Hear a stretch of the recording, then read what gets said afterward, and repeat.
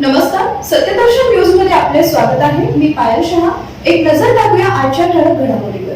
सोलापूर महानगरपालिका निवडणूक मतदान व मतमोजणी तयारीबाबत आढावा बैठक.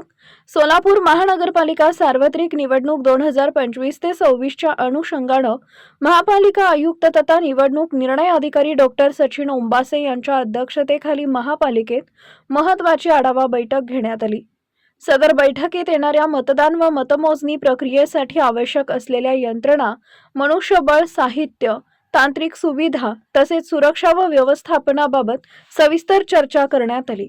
मतदान केंद्रांवरील सोयी सुविधा, ईव्हीएम यंत्राची उपलब्धता व हाताळणी, मतमोजणी केंद्राची तयारी, वीज, पाणी, वाहतूक, सुरक्षा व्यवस्था तसेच आपत्कालीन परिस्थितीत करावयाच्या उपाययोजनांवरही भर देण्यात आला. यावेळी आयुक्त डॉक्टर सचिन ओंबासे यांनी उपस्थित अधिकाऱ्यांना आवश्यक त्या स्पष्ट सूचना दिल्या. प्रत्येक विभागानं आपापली जबाबदारी काटेकोरपणे पार पाडावी, वेळापत्रकानुसार कामकाज पूर्ण करावे तसेच कोणतीही त्रुटी राहणार नाही याची दक्षता घ्यावी असे निर्देश त्यांनी दिले आहेत.